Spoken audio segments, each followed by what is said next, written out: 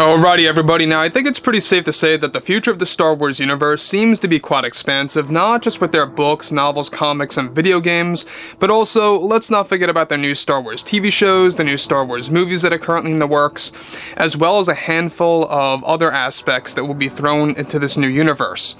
This is Mike Zero. Make sure to subscribe if you are new to the channel for future Star Wars updates. Also, by the way guys, make sure to drop a thumbs up on this video to support the channel. I thank you all so very much for the kind support, it is greatly appreciated. Now, one thing that a lot of fans right now are very on edge over and very skeptical about is, of course, the finale of Obi-Wan Kenobi, alright? We have that all sitting ready to debut on Disney Plus in just a couple of hours from now.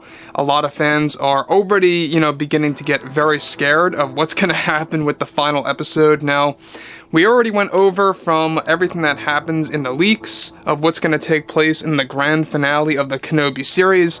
Sure, there are a couple of surprises thrown in there, but there is one canon-breaking piece that we talked about already that involves the character of Reva.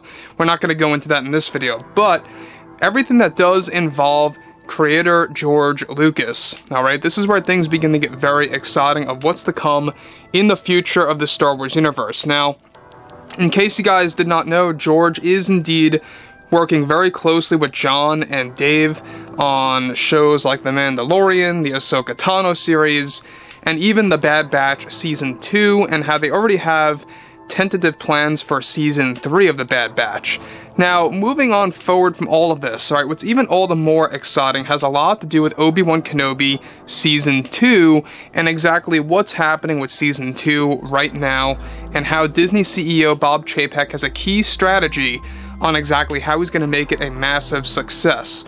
So with that being said, however, what's really intriguing about all of this is that with George Lucas already working on numerous Star Wars shows with John and Dave to enhance the Star Wars experience, Disney and Lucasfilm have big plans for George Lucas in the Star Wars world that is going to come off as a big surprise to the Star Wars community. Now, it's noted that currently one of the big plans for the continuation of the Obi-Wan Kenobi TV series has a lot to do with the creators that will be involved in the show. Bob Chapek already greenlit the second season and is allowing multiple writers to be involved, one of which will be George Lucas, who is set to serve as a co-writer for the second season of Obi-Wan Kenobi. Storyboards are already being developed as we speak for the continuation of the show that will now be handled by experienced writers and directors only. Now, though Lucas won't be a main writer per se of the series, he will be involved as a co-writer, handling the scenes that do involve the fan-favorite characters from the Rebels series and even the prequel trilogy movies. Ahsoka Tano is set to return as her younger self for the first time, however, in live-action form, that will be handled by George Lucas, as Laura Harrier has been cast to play the young version of Ahsoka set during the events of the Kenobi era of the Star Wars universe. Let me just stop right here for a second. We touched on this lightly a couple of weeks ago of how Laura Harrier, you may not know her, but she actually played Liz in Spider-Man, the first Spider-Man movie by Disney, also known as Homecoming, but she is set to play the younger version of Ahsoka Tano. They tried to do it with Rosario Dawson, it just didn't work out with, how to make her shorter, how to make her look younger. It just didn't work out on their end, and so they did a recast. Rosario Dawson was originally attached to the continuation of that Kenobi storyline, but they are doing away with that and they are focusing on Laura right now. So the real interesting thing about all of this as well is that everything related to George Lucas becoming a co-writer for the second season of Kenobi really screams that we are going to have a lot of prequel trilogy vibes enhanced. And I think that's the thing that a lot of fans are most excited about. If you guys go ahead and look at Obi-Wan Kenobi as of right now, sure, there are layers of the prequel trilogy where it feels like episode 2, where it feels like episode 3, but there are other times where it just doesn't really feel like Star Wars, to me at least.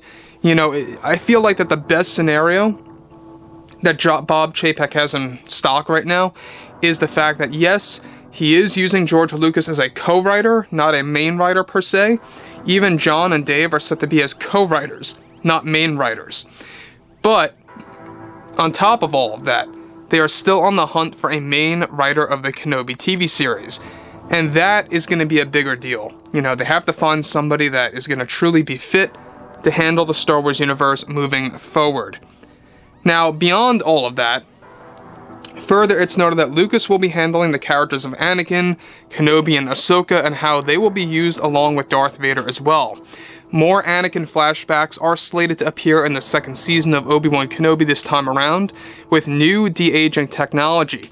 Now, Lucas as a co-writer is said to have been something that Chapek wanted to do with the current season of Kenobi, that Kathleen Kennedy did not want to allow at all. She wanted nothing to do with Lucas's concepts for the Kenobi series. However, the second season of the show is set to focus on key characters like Mace Windu, Ahsoka, and even some Legends Jedi characters that will appear and join the story. The second season is aimed to have a totally different theme from season 1, and Bob Chapek is not allowing the story to focus on Reva and Leia, since he is very well aware that this is what frustrated a lot of the Star Wars community. Now, Lucas is described to be very excited to join the second season of Kenobi, and that Disney is planning to make this officially announced of Lucas's involvement by early 2023, once production is getting closer to begin. So once again, I think that this is a great move that Bob Chapek is doing. He's trying to create a legacy for himself as fast as possible. In case you guys did not know, Bob Chapek is planning on leaving Disney by mid to late 2024. It's unclear exactly when, but he's trying to get out of there soon because of everything that is happening with Disney as of right now. Now, both Favreau and Filoni will also be involved as co-writers, with, of course, Bob Chapek still on the hunt for a main writer of the series. They are already planning on not making this into a 6-part show, but rather an 8 to 10 episode season, in order to make it far longer than the 6-part season that fans got. Kathleen Kennedy, at no surprise behind the scenes, is described to be very offended over this move by attaching George Lucas to the new season of Obi-Wan. The good news here is that Kennedy will not be involved in any way, shape, or form for this season of Kenobi, and that some retcons are already planned to be made with this one that will impact season 1. Let me just stop right here for a second. About retcons, I really don't know how or exactly what strategy you could form to place retcons in Season 2 to actually change elements of Season 1. I'm not quite sure exactly what they could really do with that. I'm sure they're going to find ways. But let's face it, some of the decisions that they made in Season 1 are pretty concrete. There's really no way to change some of the main things, such as, for example, Reva knowing about Anakin Skywalker's identity as Darth Vader. Some fans liked that, to be honest. Some fans did not like that. I, however, thought that it was a type of twist that could have been saved for later. They could have actually stretched it out if they were to treat this as a multi-season show from the get-go and stretch it out. It would have had a bigger impact, at least to me. And to be honest, it was very predictable. We all knew that Reva was Reva in the opening sequence of Kenobi, where you do see her as a Padawan. It was so apparent. You guys may recall that, when you see the Padawans running through the Order 66 scene, it's pretty apparent that there was a deep reason as to why they threw that scene in there in the first place. They didn't do that for no reason. So overall, guys, I would like to hear what you all have to say about this below in the comments, and if you guys did enjoy the content for today, make sure to drop a thumbs up on this video to support the channel. I thank you all so very much for the kind support, and I'll catch you guys next time.